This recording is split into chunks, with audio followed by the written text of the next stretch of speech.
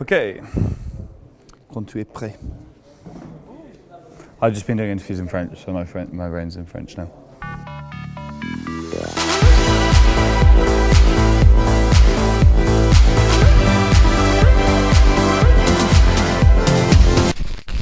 Récemment, j'ai fini une tournée en France pour 2 semaines. Je l'ai appris à l'école et j'ai une ancienne petite amie parisienne. Et maintenant, mon français c'est assez bien, mais ça c'est parce que j'ai pratiqué pour 2 semaines. Yeah, so. Okay. Let's stick in English though. I can definitely articulate better in English. Yeah, it's an honor to be here for what I am 99% sure is the first time. Although I've done a lot of shows. Tonight's going to be show number 2048. So that's 11 years. So that's a lot of shows. I was asked to do a keynote speech today, which was fun. I've done a few things like that before, but it's always flattering to see my name in lights, keynote speaker. And when we arrived this morning, the press people told me it was like the headline event of the day for them. I was like, what about the gig? But no, it was kind of fun. And there was a German journalist called Britta from Visions magazine who asked me some very searching questions. She was a very good interviewer. And we talked about a lot of stuff. It was cool.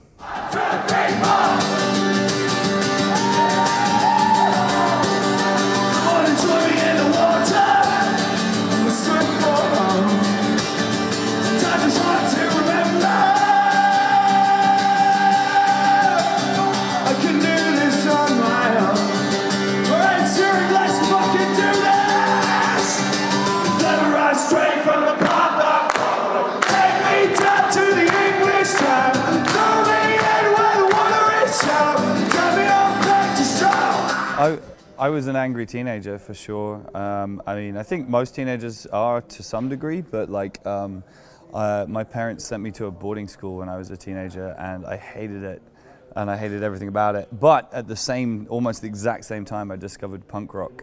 And that was my kind of life raft at that time. And that's the reason I love punk as hard as I do, is because it was my escape route from my teenage anger.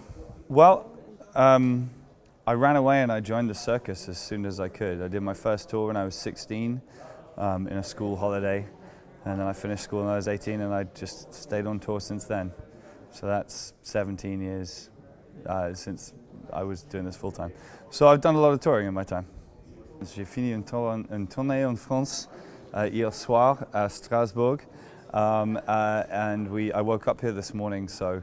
And I must admit, because last night was the last night of the tour in France, we had a few drinks after the show. So when I woke up this morning, I was a little, but it's fine. I've recovered now. Concerts, playing is the only thing that actually matters. I mean, actually, one of the things I like about living on tour, which is what I do, is that there's a relentless focus of your day. Everything else is meaningless, really. The only thing that matters is playing a good show. So it doesn't matter if you're hungover, and it doesn't matter if you've got interviews, and no one gives a shit. The only thing that matters is when you walk on the stage being good at what you do. And I actually find that very healthy for me as an individual. A lot of the time people ask me, how do you survive on tour? And that's not the question. The question is, how do I survive when I'm not on tour? And with difficulty is the answer to that, because I just don't really know what to do.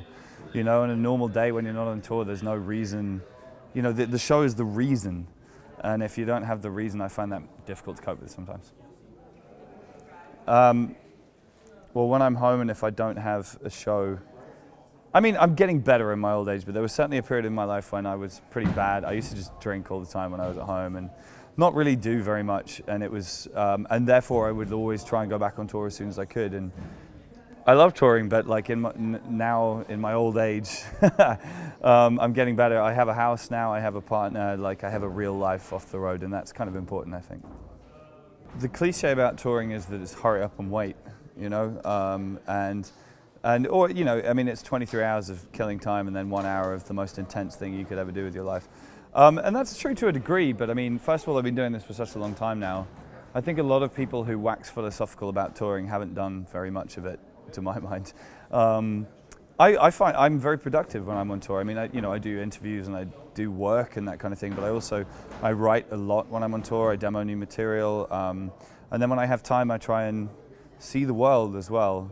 There was a period of my life where I would tour and not really leave the venue very much, and I'm kind of annoyed with myself now. These days I always make sure I make time in my day to go and have a look around if I'm in a new city or if I'm in a beautiful place or whatever. Today I haven't really had masses of time to do that, but once the show is done tonight, I'm gonna, like I say, see Subtract, and then my favorite bar in Zurich, one of my favorite bars in the world is Hafenkneipe. So I'm gonna go and have some drinks over that way. The other thing, so when you're on tour, the day before a day off is called Roadie Friday, if you understand, because it means it's a weekend for the roadies the next day.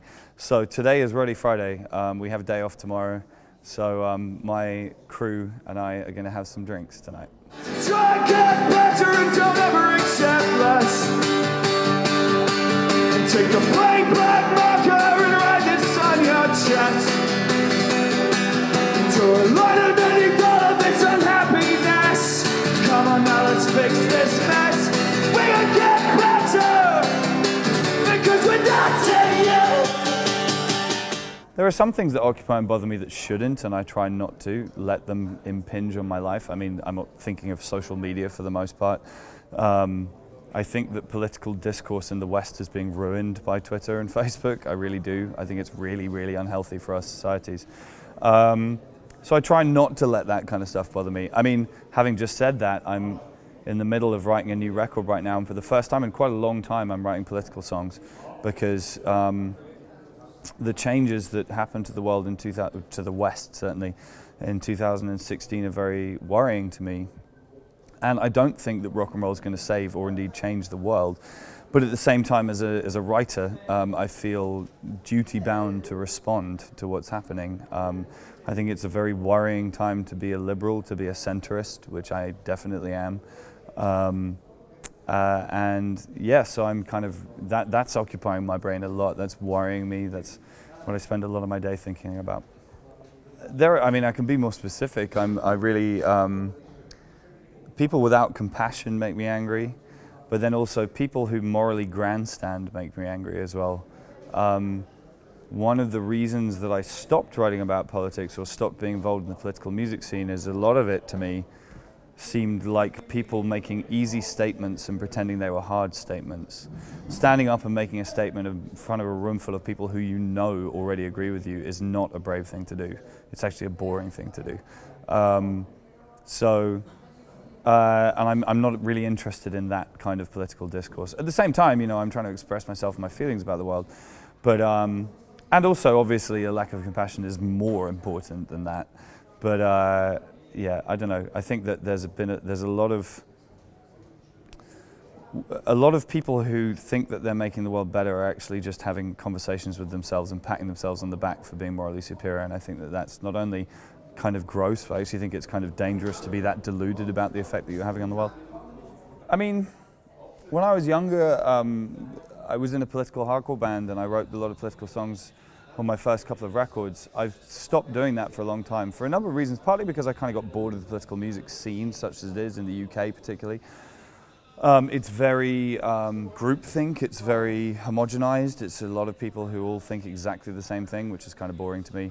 But also, more importantly, I lost the ability to find any interesting way to say anything artistic about politics. You know, you can't just decide to write about something, you have to have a route to write about it, you have to have inspiration, you know? And so for a couple of records I talked about other things, but now that's changing.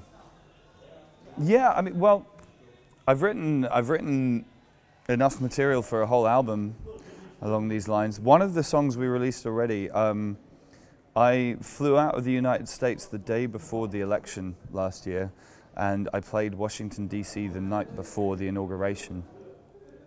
So I kind of had some ringside seats there, and I spent most of last year in America and during the election campaigns and stuff, and that was a scary time to be in America. And I wrote one song which I played live for the first time the night before the inauguration. It's called Sand in the Gears, and I actually, we recorded it and just released it straight away didn't wait for the new album. Albums take forever. I just put it out on like, you know, SoundCloud and YouTube and stuff like that, just because it seemed important not to wait with that song. It's about how we as humans, as liberal centrist humans, respond to what's happening in the world.